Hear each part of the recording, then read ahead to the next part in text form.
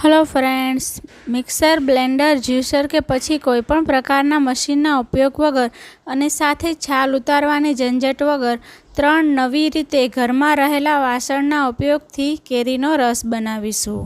આ રીતે તૈયાર કરેલા કેરીના રસમાં કુદરતી મીઠાશ જળવાઈ રહેશે અને સાથે કોઈપણ પ્રકારના ઇલેક્ટ્રોનિક મશીનનો ઉપયોગ વગર બનાવીશું, માટે કેરીના બધા જ પોષક તત્વો રસમાં જળવાઈ રહેશે. હેલો ફ્રેન્ડ્સ, દીપાલી ડિશીસમાં તમારું સ્વાગત છે. આજે આપણે બનાવીશું આપણે આજે કેરીનો રસ બનાવવા માટે કેરીની છાલ નથી કાઢવાના, એટલે સૌથી પહેલાં આપણે કેરીને સારી રીતે વોશ કરી લઈશું. આ પ્રોસેસ તમે આ રીતે રસ બનાવવા માટે ખૂબ જ જરૂરી છે. તો આ 3 અલગ રીતે કેરીનો રસ કાઢવા માટે મેં અહીં 4 જેટલી પાકી કેસર કેરી લીધી છે. તમે જે પણ કેરી ખાતા હોય એ કેરી નાની મોટી સાઇઝની લઈ શકો છો, પણ કેરીનો રસ કાઢવા માટે કેસર કેરીની જાત સૌથી ઉત્તમ ગણાય છે. તો પહેલાં બધી જ કેરીને હું મોટા વાસણમાં ટ્રાન્સફર કરી લઈશ. હવે પાણીની મદદથી આ રીતે આંગળાથી કેરીની છાલને ઘસતા જઈ અને આપણે કેરીને સાફ કરી લેવાની છે. આપણે બહારથી કેરી લીધી હોય, માટે જો કેરી કાર્બનવાળી હોય કે કોઈપણ કેમિકલવાળી હોય તો એ બધું નીકળી જાય. માટે સૌપ્રથમ આપણે કેરીને સાફ કરી અને ત્યારબાદ જ એને ઉપયોગમાં લેવી. આજે આપણે બ્લેન્ડર, મિક્સરના ઉપયોગ વગર કેરીનો રસ કાઢીશું. જે બ્લેન્ડર અને મિક્સરમાં આપણે રસ કાઢતા હોઈએ એના કરતાં પણ વધુ ઘટ અને સ્વાદમાં સરસ ટેસ્ટી બનશે. તો તમને આ 3 રીતમાંથી કઈ રીત વધારે ગમે છે અથવા તો તમે કઈ રીતથી રસ કાઢ્યો છે એ મને કમેન્ટ બોક્સમાં જરૂરથી જણાવજો. કેરીને વોશ કરેલા પાણીને આપણે ડિસ્કાર્ડ કરી દઈશું. હવે જે આપણે કેરી ધોઈ અને સરસ સાફ કરીને રાખી છે એની આપણે છાલ ઉતારવાના નથી, પણ સૌપ્રથમ આપણે એની ચીર કરવાની છે. તો પહેલાં આપણે કેરીનો ઉપરનો ભાગ આ રીતે ચપ્પુની મદદથી કાઢી લઈશું. ત્યારબાદ ઉપરથી લઈ નીચે સુધી ગોઠલીને ઘસતા જઈ અને આ રીતે કેરીની મોટી ચીર કરી લઈશું. આવી ચીર બંને બાજુ નીકળી જશે અને સાઈડમાં જે નાની નાની ચીર વધે છે એને પણ આપણે આ જ રીતે કાઢી લઈશું. તો આ રીતે એક કેરીમાંથી 4 મોટી ચીર બની જશે અને સાથે ગોઠલીના ભાગને પણ આપણે ફેંકવાનો નથી, એને પણ આપણે આગળ ઉપયોગમાં લઈ લઈશું. તો મેં અહીં મોટી સાઇઝની 4 કેસર કેરી લીધી છે. એમાંથી 3 થી 4 વ્યક્તિને સૌ થાય એટલો કેરીનો રસ બની જશે. આ રસ કાઢવા માટે તમારે એકદમ પાકી હોય એવી જ કેરી ઉપયોગમાં લેવાની છે. તો આ રીતે બધી જ કેરીમાંથી એક કેરીમાંથી 2 નાની અને 2 મોટી એમ ચીર કરી લઈશ. તો અહીં બધી જ કેરીને સમારી લીધી છે. હવે આપણે કેરીનો રસ કાઢવા માટે સૌપ્રથમ એક મોટું બાઉલ લઈ લઈશું. અહીં હું તમને પહેલી રીત શીખવવા માટે જઈ રહી છું. તો એના માટે આપણે ઘરમાં જે રોટલીનો લોટ ચાળવાનો કે પછી ઘઉં ચાળવાનો ચારણો હોય એ લઈ લેવાનો છે. એમાં તમારે જે ઝીણી ચારણી આવે છે એ લેવાની છે. જે મોટી કઠોળ કે પછી મકાઈ ચાળવાની ચારણીનો ઉપયોગ નથી કરવાનો. જો તમે એનો ઉપયોગ કરશો તો કેરીનો રસ થોડો જાડો નીકળશે. તો આ રીતે લોટ ચાળવાની ચારણીને સાફ કરી અને લઈ લેવાનું છે અને સૌપ્રથમ એક ચીર લેવાની છે અને ત્યારબાદ એને હાથની મદદથી આ રીતે ચારણીમાં ઘસતા જઈ અને આપણે એનો પલ્પ કાઢી લેવાનો છે. તો આના માટે કેરીની ચીર નાની હોય કે મોટી કાંઈ જ ફેર નહીં પડે. તમે જેવડી ચીર કરી હશે એને આ રીતે તમે ઘસશો એટલે આસાનીથી એનો રસ નીકળી અને નીચે બાઉલમાં એકઠો થઈ જશે. અને ચારણી આપણે નાના કાણાવાળી લીધી છે, માટે જે પણ કેરીમાં રેસા હશે એ ઉપર રહી જશે. તો છે ને એકદમ સહેલી રીત. આ કામ તમને બાળકોને પણ કરવા આપી શકો છો. એને પણ બેસીને આવી રીતે કેરીના છાલમાંથી રસ કાઢવાનું કામ ખૂબ જ ગમશે. અને સાથે બધાના ઘરમાં આવો ચારણો તો હોય જ છે. તો આ રીતે કેરીનો રસ એકવાર જરૂરથી કાઢજો અને સાથે છાલમાંથી બધો જ પલ્પ નીકળી અને છાલ એકદમ સરસ ચોખ્ખી થઈ જશે. તો તમને અહીં બતાવું તો તમે જોઈ શકો છો કે એકદમ સરસ કેરીનો રસ નીકળ્યો છે. જરા પણ એમાં ગાંઠા નથી રહ્યા. એકદમ સરસ સ્મૂથ અને સિલ્કી બન્યો છે.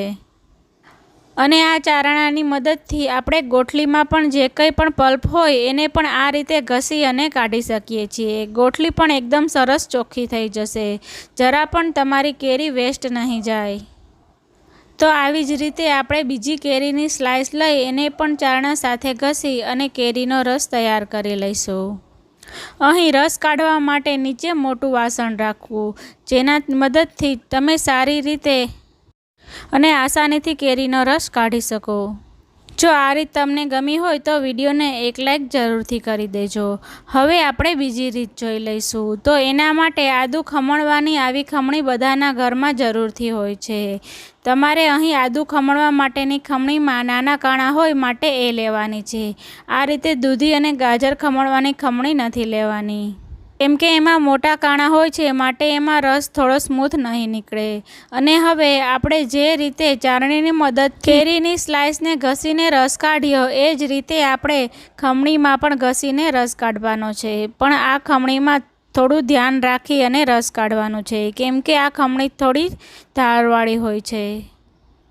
અને જો તમારી પાસે આવી ખમણી ના હોય અને તમે ગાજર કે દૂધી ખમણવાની ખમણીની મદદથી રસ કાઢતા હોય તો તમારે એને સર્વ કરતાં પહેલાં એકવાર ગરણીની મદદથી ગાળી અને ત્યારબાદ સર્વ કરવો, જેથી બધા જ રેસા હોય એ બધા નીકળી જાય. તો આ આદું ખમણવાની નાની ખમણી ધારવાળી હોય છે માટે આમાં ફટાફટ રસ નીકળી જશે. અને સાથે જ ઉપર જમા થયેલા પલ્પને આ રીતે આંગળાની મદદથી ઘસી અને એનો રસ કાઢી શકો છો અને એના વધારાના રેસા દૂર કરી શકો છો. તો જ્યારે ઘરે મહેમાન આવવાના હોય અને ઘરમાં લાઇટ જતી રહી હોય તો તમે આ રીતે રસ કાઢી અને મહેમાનને સર્વ કરી શકો છો. તો ઘરમાં કોઈને ખબર પણ નહીં પડે કે આ રસ ખમણી કે પછી ચારણાની મદદથી કાઢ્યો છે. અને સાથે ટેસ્ટમાં એટલો મીઠાશ આવશે કે તમે બ્લેન્ડર કે જ્યુસરનો રસ ભૂલી જ જશો. અને આ ખમણીની મદદથી તમે ગોઠલીને પણ સાફ કરી અને સરસ રસ કાઢી શકો છો. તો જો તમારા ઘરમાં ક્યારેય લાઇટ ગઈ હોય અને તમે આ રીતે રસ કાઢી અને ખાધો હોય તો મને નીચે કમેન્ટ બોક્સમાં જરૂરથી જણાવજો. ચારણીની મદદથી કાઢેલો રસ અને સાથે જ આ ખમણીની મદદથી કાઢેલો રસ એકદમ સરસ સ્મૂથ, સિલ્કી અને પલ્પી બનશે. તમારે આને ગાળવાની જરા પણ જરૂર નહીં પડે. તો હવે આપણે છેલ્લી અને ત્રીજી મેથડથી કેવી રીતે રસ કાઢવો એ જોઈશું. તો એના માટે અહીં આપણે વેજીટેબલને ચોપ કરવા માટેનું ચોપર લેવાનું છે, જેમાં અંદર આવી ધારદાર ચકરી આવેલી હોય છે.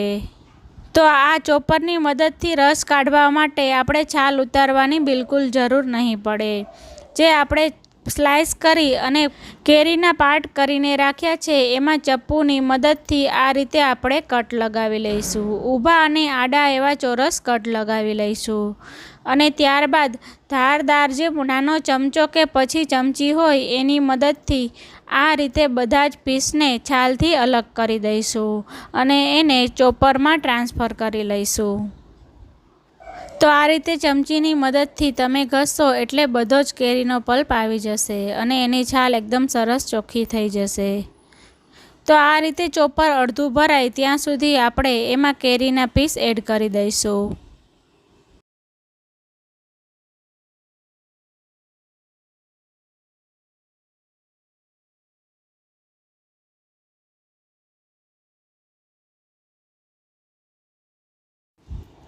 ચોપર જેટલી તમારી સાઇઝનું હોય એનાથી અડધું ભરી અને ત્યારબાદ સરખાએ ઢક્કન બંધ કરી અને આ રીતે ખેંચીને લગભગ 1 થી 2 મિનિટ માટે આપણે ચોપ કરી લેવાનું છે.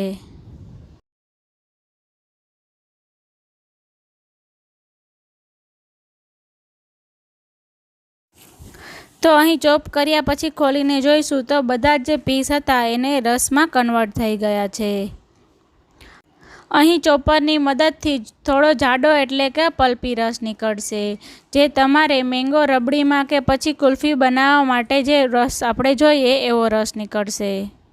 કેમ કે ચોપરની મદદથી પીસને ચોપ કરવાથી એમાં રહેલા રેસા દૂર નથી થતા. તો તમને જો રેસાવાળો રસ ના ગમતો હોય તો એકવાર ગળણીની મદદથી એને ચાળી લેવું. આ ત્રણેય રીતમાંથી ચોપરવાળી રીત સૌથી ફાસ્ટ છે, એટલે કે એની મદદથી સૌથી જલ્દીથી રસ નીકળી જાય છે. તો ફ્રેન્ડ્સ, તમને મારા આ નવી રીતે જ્યુસર, બ્લેન્ડર કે પછી મિક્સરનો ઉપયોગ કર્યા વગર રસ કાઢવાની રેસીપી ગમી હોય તો વિડીયોને લાઇક કરો, શેર કરો અને મારી ચેનલને સબસ્ક્રાઈબ કરો. મળીએ એક આવી જ નવી હેલ્ધી રેસીપી સાથે. ત્યાં સુધી ઇટ હેલ્ધી, કુક હેલ્ધી.